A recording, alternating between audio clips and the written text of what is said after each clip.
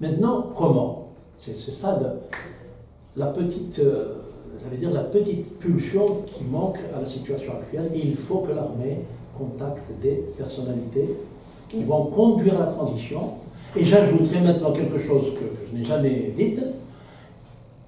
Pour mettre à l'aise l'armée, il faut la mettre à l'aise. Il faut lui enlever l'obstacle psychologique qui l'empêche d'aller de l'avant. C'est de faire participer un militaire choisi par ses pairs pour faire partie de ce directoire national de transition. Juste effectivement, on sait que c'est impossible de tenir donc, les élections le 4 juillet, très difficile. Que doit faire l'armée justement? Qu'est-ce qui va se passer après le 4 juillet? C'est votre question. Évidemment. Évidemment. Si on peut faire un peu de fiction, imaginons demain, parce que ce que dit Majid, il dit que l'armée ne veut pas négocier. Il dit qu'il faut qu'elle négocie. Je suis d'accord avec ça. Mais moi, je ne dis pas que l'armée ne veut pas négocier. L'armée n'est pas encore en position claire dans sa tête pour négocier une transition avec des partis civils, avec des personnalités civiles. Si on peut faire un peu de fiction, c'est de dire, imaginons que demain, le haut commandement dise, moi, je me retire dans les casernes et voilà, décidez-vous tout seul. Ça va être une véritable anarchie, une véritable foire en poil. Et ça, je le rejoins, s'imagine, quand il dit que l'armée a un rôle, moi je l'ai dit, facilitateur et accompagnateur. Nous avons écrit ces mots-là. L'armée doit s'impliquer, l'armée doit faciliter, l'armée doit accompagner en allant vers des personnalités civiles pour constituer un directoire national de transition. C'est la seule façon de recréer dans le pays une haute autorité politique sous la houlette de laquelle se mettra même le haut commandement militaire et qui va agir en toute légalité. Le pays ne repartira que s'il a un pouvoir politique au-dessus de tous, reconnu, légitime, légal et au-dessus de tous, y compris au-dessus de l'armée et auquel doivent obéir tous les généraux du haut commandement. Parce qu'on se dirige vers une impasse nationale finalement. Ils ont tellement tenu à l'article 102, on arrive au 4 juillet, il n'y a pas d'élection, donc au 9, le mandat se termine, c'est le 9 juillet. Que doit-on faire? Que doit faire l'armée dans ce cas-là?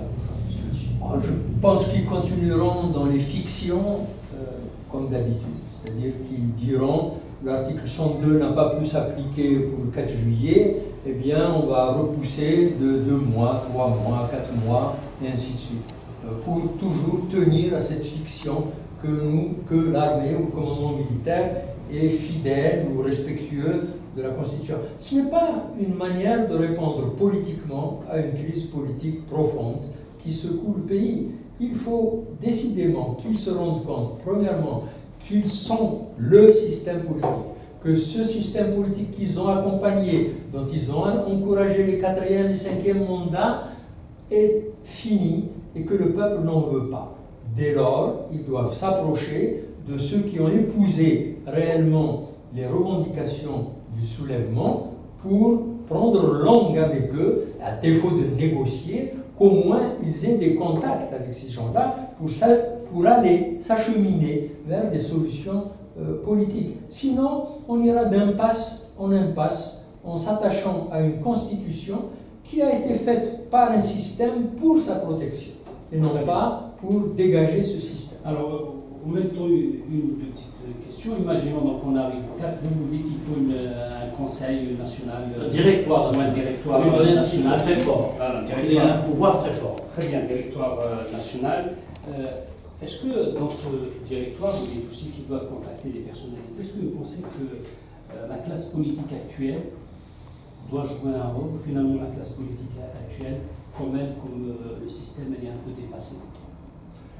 Écoutez, c'est-à-dire, moi je considère qu'il n'y a pas de classe politique en Algérie, parce qu'on ne peut pas à la fois poser qu'il y a une répression extraordinaire, une pénétration du parti, parfois une création artificielle des partis, et en tout cas un contrôle politique de la société civile, syndicale et politique, et en même temps dire qu'il y a une classe politique. Il n'y a pas de scène politique en Algérie. La scène politique a été esquintée, si on peut dire, par l'emprise du commandement militaire sur la vie politique. Et donc, il n'y a pas, Alors, maintenant, est-ce que les partis existants peuvent participer à un dialogue? Tout dépend des conditions dans lesquelles le commandement militaire lance, s'il le lance, un dialogue pour trouver une solution à la crise. Pour l'instant, ni avec les partis politiques existants, ni avec le monde associatif syndical, il ne dessine une quelconque ligne politique dans cette direction. Et par conséquent, tout ce qu'on peut dire à ce sujet, ce sont des considérations personnelles, un peu nos rêves en la matière, nos rêves de paix, de solution politique. Comment vous la voyez aussi, et vous répondrez à la question, comment vous la voyez cette période de transition, notamment dans la durée? Je reviens déjà sur les partis politiques. Je pense qu'il faut distinguer dans la classe politique les anciens partis de ce que j'appelle la compromission présidentielle. Il est évident qu'on ne peut pas faire du renouveau national avec ces partis-là. Ces partis-là, ils ont agi de manière antinationale en proposant un candidat qui était à l'agonie mentale, à l'agonie physique. Donc on ne peut pas imaginer que ces partis-là puissent participer au renouveau national. Je dirais même que ces partis-là doivent être interdits d'exercer la politique. Les personnes peuvent revenir. Je vous dis juste que l'armée aussi a soutenu ce candidat. Non, l'armée ne l'a pas dit expressément. L'armée ne l'a pas dit expressément. Gaïd Saïd a toujours dit, moi je ne m'occupe pas de politique. Il a assumé son rôle de militaire. C'est à ce titre-là qu'il y a eu un changement, moi que je considère qu'il y a eu un changement de paradigme avec dans la période de Bouteflika. Vous avez cru quand Gaïd Saïd dit je ne fais pas de politique, vous le croyez? Mais non, Bouteflika. Gaïd Saïd est un vieux soldat obéissant et discipliné. Maintenant, à son corps défendant, il est revenu au devant de la scène politique parce que l'édifice Algérie, avec la chute de Bouteflika, l'édifice Algérie était sur le point de s'écrouler. Et je te rejoins quand tu me dis que l'armée joue un rôle clé. L'armée est redevenue la clé de voûte du système. Je fais une image, l'état-major, comme le général Atlas a soutenu la voûte Algérie sous son épaule, et c'est tant mieux parce que ça aurait été une aventure dont on ne peut pas. De toute façon, l'armée n'était pas ailleurs, l'armée était toujours là, l'armée c'est le système. Donc il n'est pas revenu. Nous avons une armée. Le pays a une armée, et heureusement qu'il y a une armée. Bien sûr.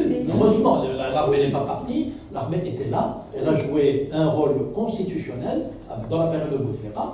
La preuve, c'est qu'il a défait et refait des généraux comme il l'entendait. Revenons à la classe politique, donc je mets de côté. Ce n'est pas comme il l'entendait, c'est dans le cadre des luttes au sein même du commandement militaire. Donc, au début, oui. Toujours. Mais au début, toujours. Oui. La seule. Je peux être d'accord avec toi sur une chose, c'est que le système mis en place par Bouteflika, c'est-à-dire l'État avec prédominance du chiite sur le militaire. C'est-à-dire Bouteflika était maître après Dieu dans le pays d'Algérie. Il avait des pouvoirs impériaux, laisse-moi terminer. Il avait des pouvoirs impériaux, mais ces pouvoirs-là, je peux te rejoindre, ces pouvoirs-là, il ne les tenait que parce qu'il avait un bras armé qui s'appelait le chef d'état-major qui avait ça. Et c'est normal aussi, même dans un pays démocratique, il a dirigé pour régner en mettant des généraux qui le soutiennent lui. Contre d'autres. Même maintenant. Ça dépend si c'est le verre à moitié plein ou le verre à moitié vide. Non, le verre, s'il est à moitié plein, il est à moitié plein. Juste pour finir avec la classe politique, il y a cette autre classe politique qu'on appelle l'opposition, et là aussi je te rejoins sur une chose, c'est que c'est une classe politique qui est plus ou moins liée, plus ou moins attachée, plus ou moins entravée par toutes ces relations avec le pouvoir profond, qu'il soit contrôlé ou non contrôlé. Mais on ne peut faire qu'avec ce qui est possible, qu'avec ce qu'on a. Donc la participation de l'opposition politique, celle qui n'a pas trempé les mains dans le cambouis de l'ancien régime, c'est là pourquoi pas la faire participer. Mais je vois une chose, non pas dans la transition, mais comme recours possible pour les prochaines élections. C'est pour ça qu'on ne peut pas imaginer que des candidats, futurs candidats au présidentiel, viennent faire partie de la direction de la transition.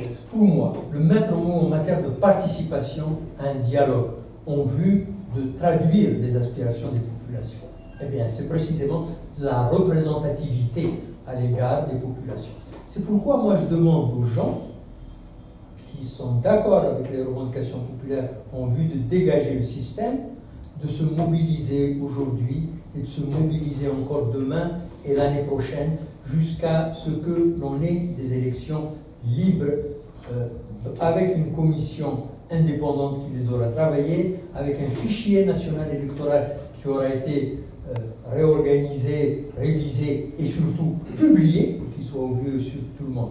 Donc c'est la mobilisation qui fait le rapport de force. Et si vous m'emmenez au dialogue des forces qui ne représentent rien, qui sont donc en réalité, qui vont en réalité les instruments de ceux qui les instrumentaient jusque-là, c'est-à-dire le commandement militaire, c'est-à-dire le DRS, eh bien vous faussez l'organisation du dialogue. Et ça, c'est extrêmement important. Si vous me ramenez sur 20 personnes qui dialoguent avec le représentant du commandement militaire, si vous me ramenez avec ces 20 personnes, la moitié qui sont en réalité sous prétexte qu'ils sont des partis politiques aux ordres du commandement militaire, de son bras politique, alors le dialogue est évidemment faussé.